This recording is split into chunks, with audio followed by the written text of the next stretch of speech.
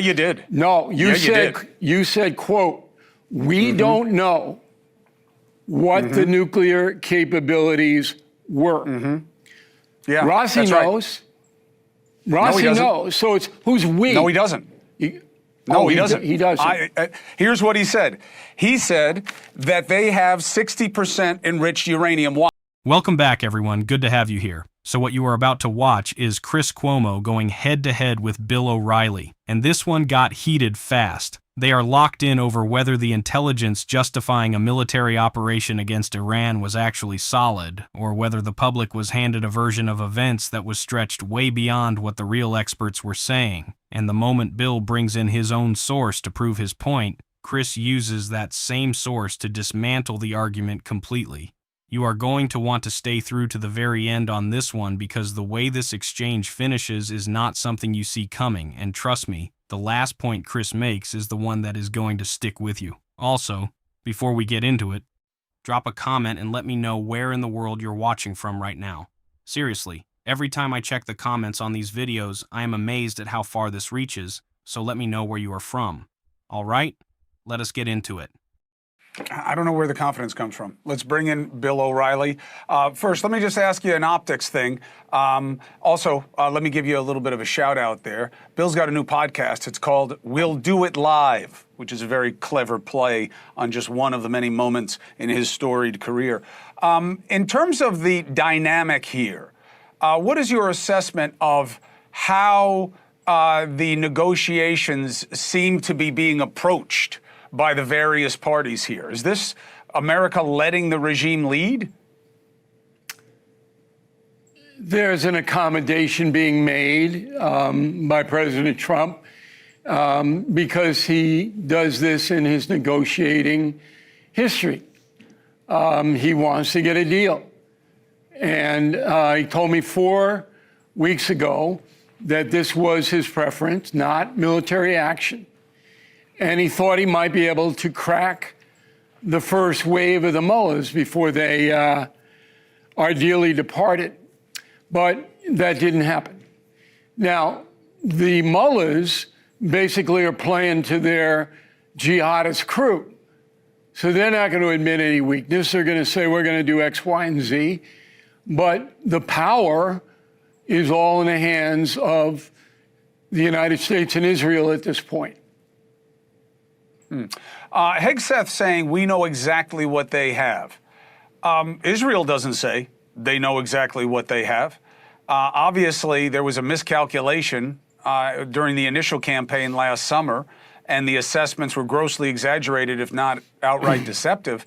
But they haven't had any real monitoring in 5 years. No, but the director, Rafael Grassi, on March 22nd of this year, made it very clear that he believes the enriched uranium in Iran stands at 60%. So why would he say that? He would say well, that's not exactly what he said. He said that they have 60. I got the quote right here. Yeah, me too. Yeah, me too. We'll have battling quotes then. Well, what'd you think? I'm just going to let you take it out of context, like you did on your show last night? Not here. Here, we're going to give you the context. The context is... I didn't take it out of context on my show. Yeah, you did. No, you said, quote, we don't know what the nuclear capabilities were. Yeah, Rossi knows. Right. Rossi knows. So it's who's we? No, he doesn't. No, he doesn't. He doesn't. Here's what he said. He said that they have 60% enriched uranium. Why? This is the moment I kept coming back to, because what you just watched was not just a debate. It was someone getting caught building an entire argument on a foundation they never actually verified. Here is what blows my mind. Chris said it plainly. The assessments were, and I am using his exact words here, Chris said this, grossly exaggerated if not outright deceptive, and he said there has been no real monitoring for 5 years. 5 years. That is not a minor gap in information. That is an enormous blind spot. And yet the confidence being projected publicly was absolute. You have to understand what that means. When you have not had eyes on something for 5 years and you are still speaking in certainties, that is not confidence. That is a performance of confidence. And those are two very different things. And here is where Bill walked right into the trap he set for himself. He brought up the IAEA director Rafael Grossi as his big proof, his anchor, his source. Bill said this: the director made it very clear the enriched uranium stands at 60%. He framed it like that settles everything. But the second Chris said he also had the quote, "Watch what happened." Bill immediately shifted to attacking the framing instead of defending the substance. He said this: I am just going to let you take it out of context like you did on your show last night. That is not a counter-argument. That is a deflection. And the reason it is a deflection is because Bill already knew what was in that quote. And he knew it did not say what he needed it to say. This is the part that people miss. When someone has a strong source, they lead with the source. And they do not attack the other person for reading it. Bill did not say, here is the full quote and here is why Chris is wrong. He said, you are taking it out of context. That tells you everything about how solid his ground actually was. Why? Because Iran says they were going to do it after what they said was Israel hitting one of their enrichment facilities. They were never able to go in and verify it. The weeks away idea, says Grossi, is a hypothetical that could be enriched further. However, he says, that is only one step in building a usable nuclear weapon that could take additional complex steps that could take months or even years. All right, look. That's the context. You can believe what you want to believe, but No, I'm Bill, believing his words. Just say I'm corrected. Let's move on. And I'm not let's going to move say on. that There's more to because talk it wouldn't about. be true. You made the mistake, and this is the quote. I did not make a mistake. All right, then go ahead. Keep quiet for a second. No, it's my show, pal. If you don't like it, you can go. You don't want me to read the quote because it's going to make you look foolish. Read it. All right, read it. here's the and quote. Don't point. Be a man. Don't be a big mouth. Read it. Margaret Brennan. This is a quote that Grossi gave her. One, most notably, the inventory of enriched uranium at 60%, which is very close to the degree you need to make a bomb. That's what the man said. Now, where did he get his information? He said more than that.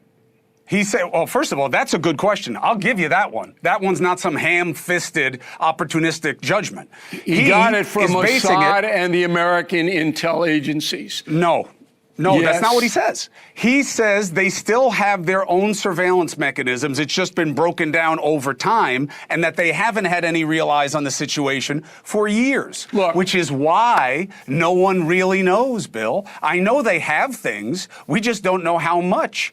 And Cuomo, it doesn't really matter because they're saying they won't stop. If you have That's the state any of play. shred of logic left, if Iran didn't have uranium enriched to 60%, why wouldn't they let weapons inspectors in?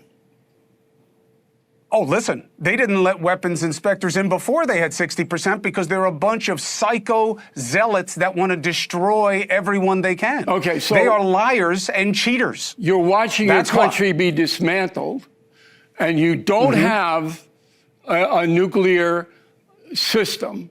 So why don't you just say, well, we'll let you in? Who's saying they don't have a nuclear system? I'm saying I'm that we posing keep a hearing from the hypothetical administration. question. It doesn't make any sense. It's called a straw man argument. Go look up what a straw man argument is, Bill. This is where you make up an argument that's a proof of a proposition that has a flawed premise. Why do that when your country is being destroyed? Well, first of all, they don't care about the country. They care about their own existence, which it seems the their own administration is okay with. Is in play. It's in play.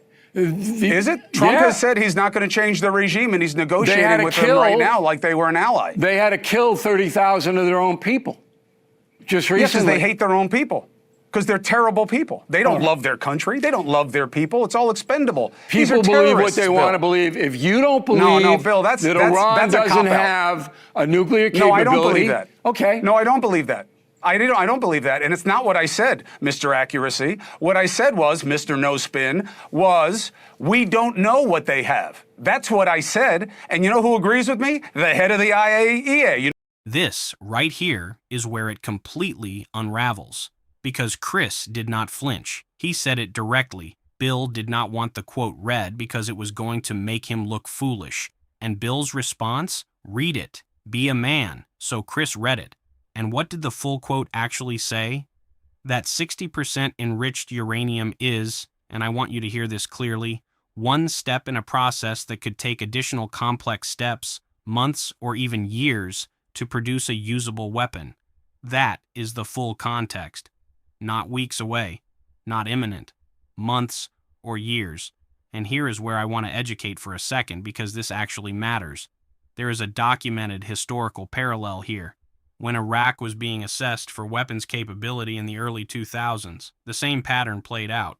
Partial information was framed as certainty, and the distinction between having materials and having a deployable weapon was collapsed in public messaging. History has already recorded what happened when that distinction was ignored. So when Chris pushed back on exactly that conflation, he was not being soft, he was being precise. Then Bill tried the straw man move. He essentially argued, if they are innocent, why won't they let inspectors in? And Chris named it immediately. Chris said this, "It is called a straw man argument. Go look up what a straw man argument is, Bill." Because that logic assumes the only reason to block inspectors is guilt. That is a flawed premise dressed up as common sense. And then came the line that landed hardest. Chris said this, "What I said was we do not know what they have. And you know who agrees with me? The head of the IAEA. That is not opinion." And that is the man Bill used as his own source, agreeing with Chris, not with Bill. You know who else? Israel. You know who else? America, except Pete Hegseth. The intelligence people who I speak to, the guys in Riyadh that are conducting the operations and surveillance, they don't know exactly what they have. They don't know how close they were to a weapon. They just say, we got to make sure they could never have one, which is fair. You said the justification for this war is a question mark. Not to me. Yes.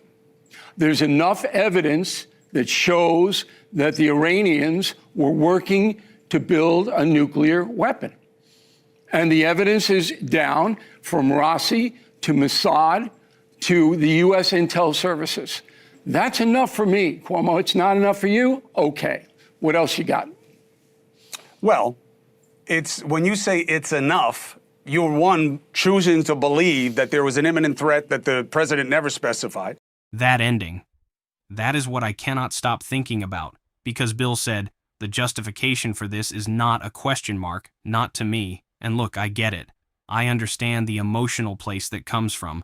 Nobody wants to believe that a major decision was made on shaky ground. That is uncomfortable. That is genuinely hard to sit with. But here is what Chris said that cuts right through all of it. He said, you are choosing to believe there was an imminent threat that was never actually specified. And that word choosing is doing so much work in that sentence. Because choosing to believe something is not the same as knowing something.